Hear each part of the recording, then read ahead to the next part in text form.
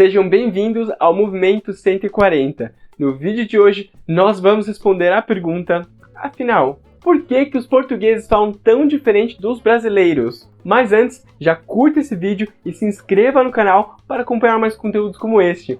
Você também pode compartilhar o vídeo e deixar aqui embaixo comentários e sugestões para próximos temas.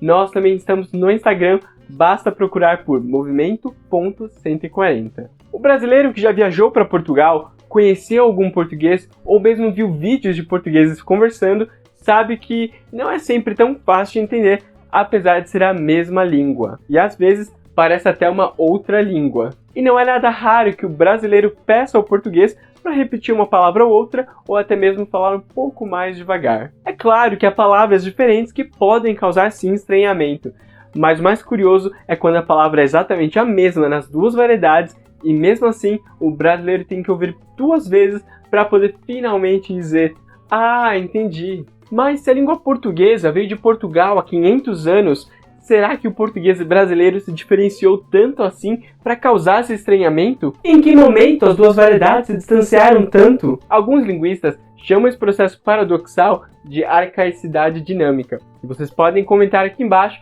se querem saber um pouco mais sobre esse assunto e como a língua portuguesa evoluiu no Brasil. Na verdade, a pergunta deveria ser feita ao contrário. Quando é que o português europeu, falado em Portugal, sofreu alterações tão significativas? O português europeu, que também veio do português clássico, sofreu mudanças fonológicas, ou seja, nos seus sons, que foram muito importantes para determinar a sua forma atual, isso especialmente no século XVIII. Mas teve uma mudança em particular que levou a outras diversas consequências e que normalmente é responsável pela dificuldade que os brasileiros têm de entender os portugueses.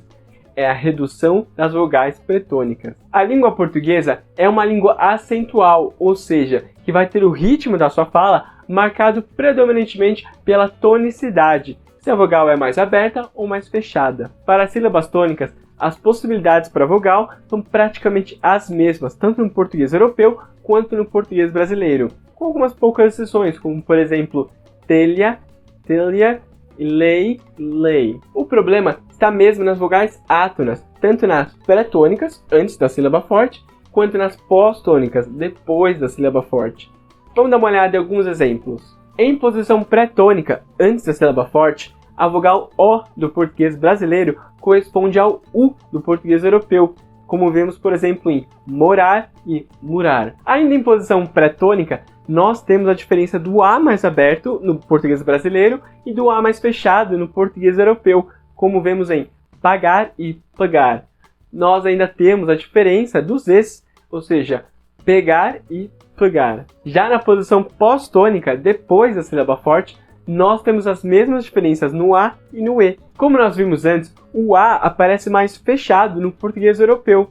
Ágape, ágape. Assim como também o E aparece mais fechado. Cérebro, cérebro. Mas reparem que há mais uma diferença. No português brasileiro, o E final é realizado como I. Já no português europeu, ele é realizado como E.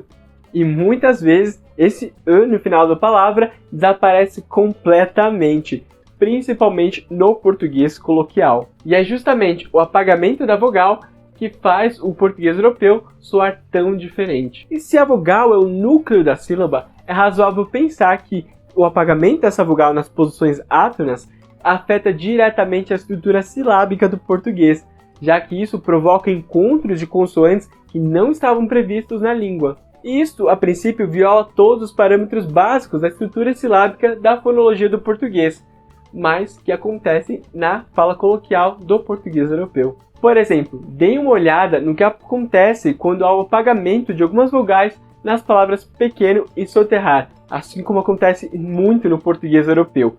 Pequeno, soterrar. Dá para perceber que há muitas consoantes juntas e parece que as letras estão se atropelando. Podemos observar ainda casos mais extremos, como telefone, desperdiçar, desprevenir. Dá para entender então por que alguns brasileiros, quando não entendem a fala dos portugueses, dizem que eles falam muito rápido. É porque as vogais somem.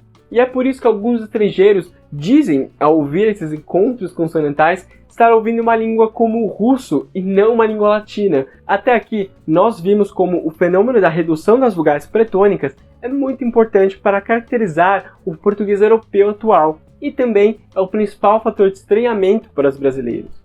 Mas também tem um outro fenômeno que está relacionado ao anterior, mas que muitas vezes é deixado de lado na hora de avaliar as duas variedades. Nós estamos falando do acento secundário e como ele afeta o ritmo da fala. Percebam que como essas palavras têm a sílaba tônica no final, a fala atribui um acento secundário para manter o ritmo, que no caso brasileiro é regularmente binário e acontece na segunda vogal anterior. Já no português europeu, nem sempre temos um ritmo binário. Na verdade, ele seguirá o critério do peso das sílabas para determinar o acento secundário. Dê uma olhada nos mesmos exemplos.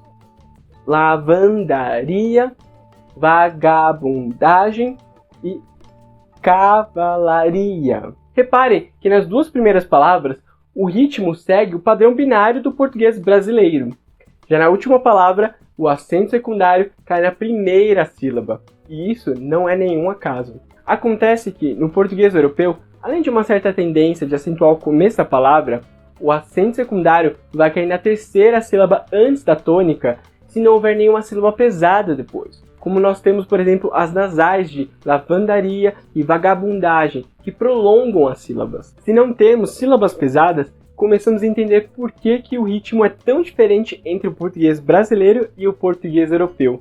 Como vocês podem ver nessas palavras, o acento secundário no português europeu cai na primeira sílaba da palavra, o que atrapalha a previsibilidade do que vai ser dito para os brasileiros, que estão sempre acostumados com um ritmo binário. Mas eu sei que alguns de vocês vão encontrar palavras que, seguindo aquele fenômeno da redução das vogais pretônicas, vão ter aquela primeira sílaba com a vogal reduzida e por isso não vão ter aquele acento inicial.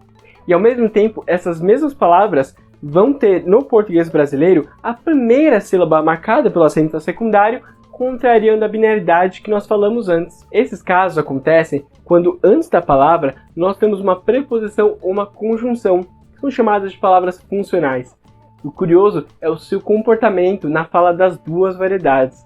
Enquanto no português brasileiro a preposição ou a conjunção não é acentuada, fazendo aquela marcação de ritmo binário que nós vimos antes, fraca, forte, no português europeu ela é sim acentuada, também corroborando o que nós vimos antes. Portanto, vemos aqui que o ritmo não está sempre limitado pela fronteira da palavra. Então, em relação ao que mais fortemente determina o ritmo nas duas variedades, nós vimos que o português brasileiro prioriza a integridade da palavra fonológica, que é a palavra em termos dessa dinâmica de fracas e fortes. Já o português europeu prioriza o acento no começo da sequência fonológica, mesmo que isso não respeite a integridade da palavra fonológica. Como naquele caso que nós vimos que a preposição ou a conjunção levavam o acento secundário e não a palavra lexical, que é a palavra que tem significado.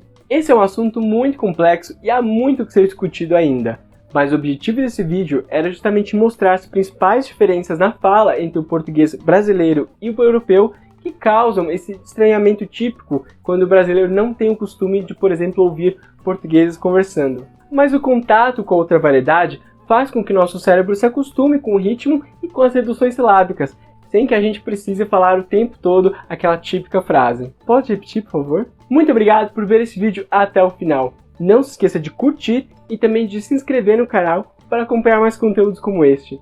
Você também pode deixar aqui embaixo comentários e sugestões para os próximos vídeos. Nós também estamos no Instagram, basta procurar por movimento.140. Muito obrigado e até a próxima!